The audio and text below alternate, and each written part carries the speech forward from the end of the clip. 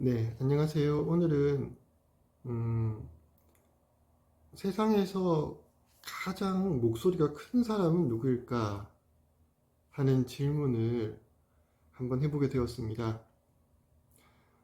지금 살고 있는 사람뿐만 아니라 과거에 살았던 돌아가신 분까지 다 합쳐서 이 세상에서 가장 목소리가 큰 사람은 누구였을까요? 어, 누가 목청이 제일 좋은가 그것도 있지만 음, 누가 한 말이 가장 멀리, 가장 오랫동안 전 세계에 퍼져나갔는가를 놓고 본다면 그것은 예수님이 아닐까 합니다. 그죠? 어, 생각했던 거랑 좀 다르죠. 네, 맞습니다. 그, 오늘은 그래서 가장 목청이 큰 사람의 그런 이야기를 하려고 하는 것은 아니라 가장 영향력 있었던 사람, 그의 이야기가 가장 멀리, 가장 많은 사람에게 가장 오랫동안 그 이야기가 퍼질 수 있었던 사람은 예수님이었다라는 것이죠. 그렇다면 어, 가장 가장 강한 사람, 가장 무서운 사람은 누구일까? 어떤 일이 있어도 절대로 포기하지 않고 끝까지 결국은 이루어내고야만은 그런 사람은 누구일까?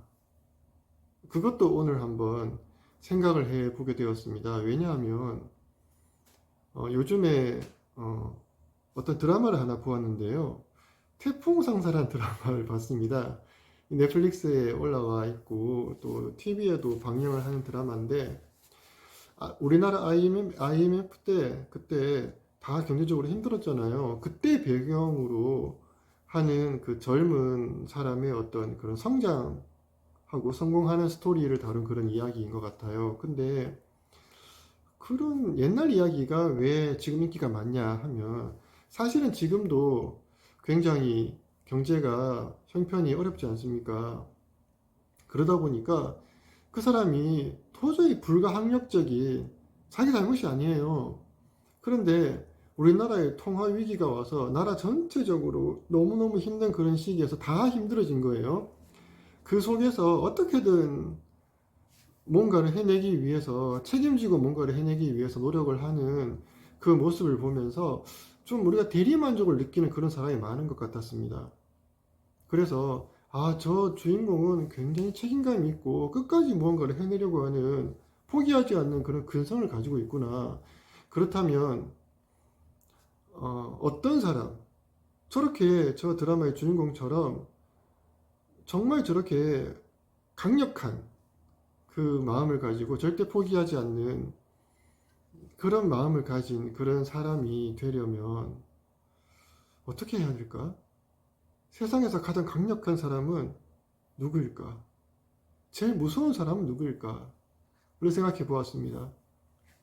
근데 그 부분에 대해서 이번 주에 사실은 설교 때 나왔어요. 그래서 오늘 이 설교의 이야기를 하려고 합니다.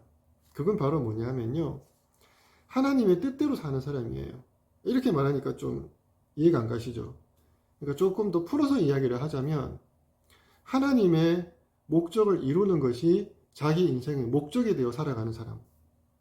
그 사람이 제일 강력해요. 왜 그럴까? 그것을 한번 지금 오늘 풀어서 한번 설명을 해 보도록 하겠습니다. 어떤 사람이 있어요? 이 사람이 전 세계에 최고의 부자가 있다고 한번 가정을 해 봅시다. 어마어마한 부자예요, 이 사람은. 재산이 막 헤아릴 수가 없어. 너무 돈이 많아.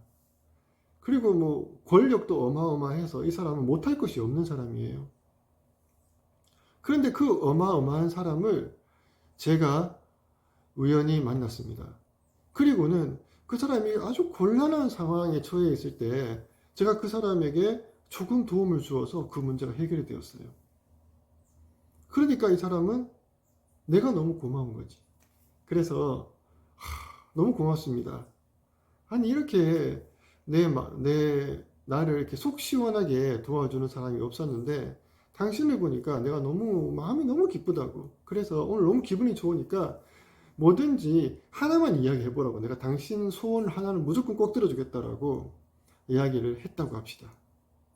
그러면 여러분은 뭐라고 하시겠습니까?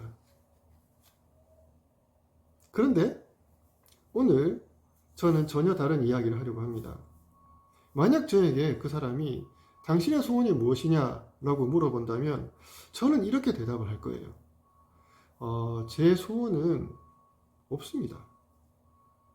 그러니까 저한테 해주실 것도 없습니다. 다만 정말 소원이 있다면 당신이 원하는 거를 내가 이루는데 내가 도움을 드리고 싶다. 내가 당신이 뜻하는 것을 뭔가 이루어 나가는 거에 내가 쓰여지는 사람이 되고 싶다고.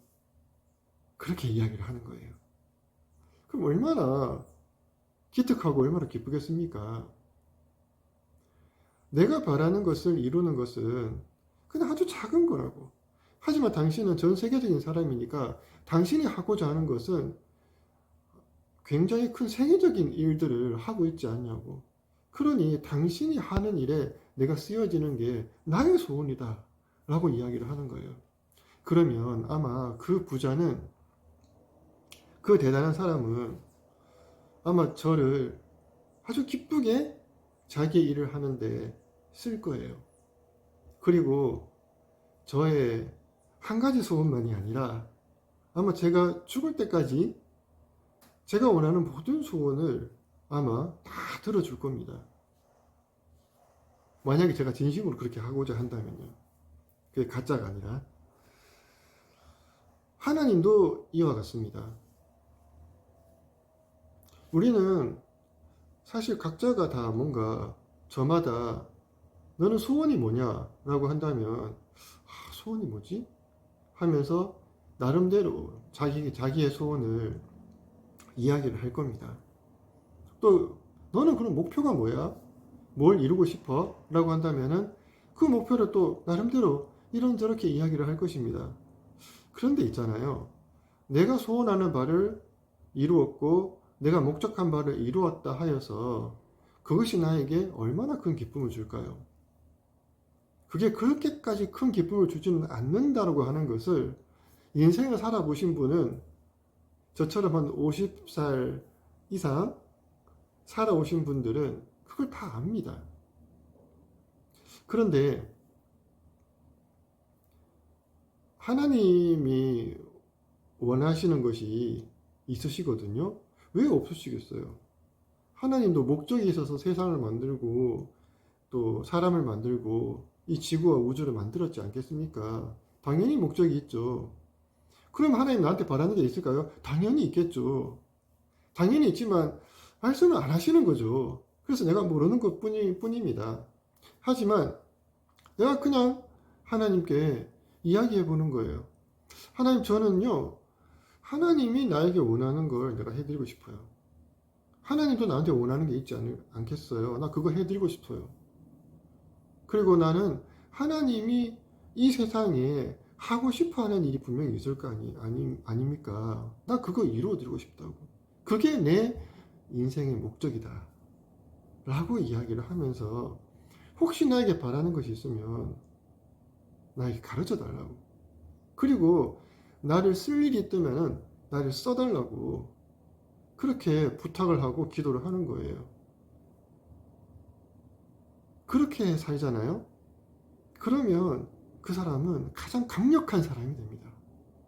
왜냐하면 자기가 원하는 목적이 있어서 그것을 이루고자 하잖아요. 근데 그 목적을 이루는 게 쉽겠습니까? 어렵죠. 어려우니까 하다 보면은 실망하기도 하고 또 힘들어하기도 하고 합니다. 근데 하나님이 원하는 것은요, 하나님의 소원과 하나님의 뜻은 하나님은 기어코 이루고야 합니다. 그래서 그게 내 소원과 내 목적이 되잖아요. 그러면 나는 반드시 승리할 수밖에 없는 그런 인생을 살 수밖에 없어요. 왜? 내가 내 목적을 위해 살아가는 게 아니라 하나님 목적을 위해 살아가니까. 근데 그 목적은 반드시 이루어지니까요. 그러니까 하나님의 목적을 이루어지고 싶다고 그게 나의 인생의 목적이다라고 하고 한번 살아보세요. 그러면요, 그 안에 내가 바라는 모든 만 가지의 소원이 다 이루어집니다.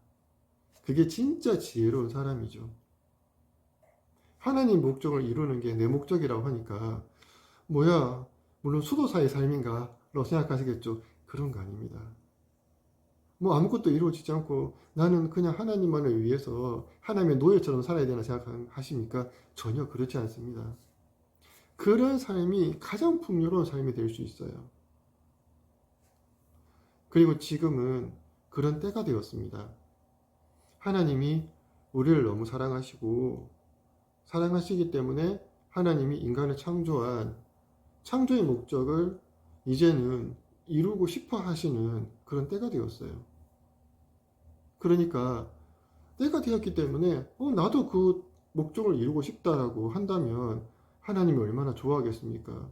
옛날에는 그 때가 아니었거든요. 그래서 아무리 부탁해도 그걸 이룰 수가 없었어요. 근데 지금은 때가 되었습니다. 성경의 역사를 보더라도 지금은 하나님이 인간을 창조한 그 창조 목적을 이루는 때가 이미 되었다고 하는 걸 우리가 알 수가 있어요. 왜 그런가 하는 것에 대해서는 제가 나중에 자세히 설명을 드리겠습니다. 어쨌든 그래서 실제로 성경의 인물을 보면 요셉이라든지 다윗이라든지 혹은 욥이라든지 그런 여러 인물들이 나옵니다.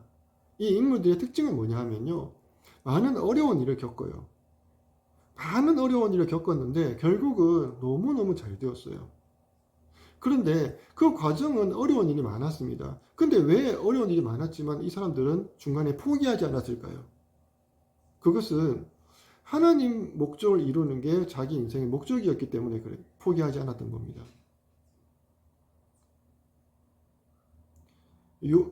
요셉은 중간에 감옥에 갇히기도 합니다. 자기는 아무 잘못이 없는데 억울하게 누명을 쓰고 감옥에 갇혀요. 하지만 요셉은 포기하지 않았습니다. 왜냐하면 감옥에 갇혀서라도 나는 갇혔기 때문에 거기에서 하나님의 목적을 이룰 수 있었거든요.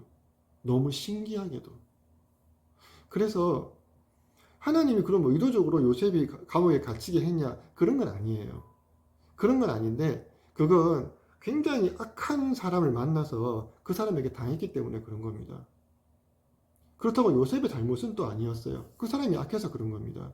그런데 하나님 어떻게 하냐 그러면 하나님의 뜻대로 살고자 하고 하나님 목적을 이루고자 하는 사람은 하나님이 그 사람이 굉장히 어려운 고통을 받고 혹은 억울한 일을 겪고 그렇게 하였을 때 그 억울하고 고통스러운 것을 이용해서 그것으로 인해서 하나님 뜻을 이루게끔 상황을 틀어버려요.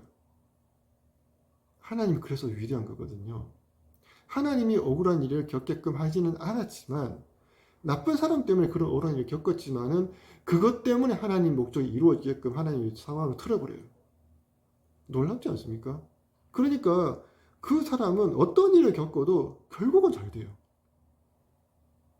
그래서 드라마의 주인공처럼 우리도 될 수가 있습니다. 어떻게 하면요, 내가 하나님 목적을 이루는 것이 내 인생의 목적이다 라고 하며 그렇게 살고 싶다고 부탁하고 기도하며 살아간다면 하나님이 가만히 계시지 않습니다. 그래서 오늘은 그 이야기를 해드렸어요. 이 세상에서 가장 강력하고 그래서 가장 무서운 사람이 될 수 있는 방법. 네, 오늘 이야기가 재미있었고 또 유익한 시간이었으면 좋겠습니다. 여기까지 강의를 마치겠습니다.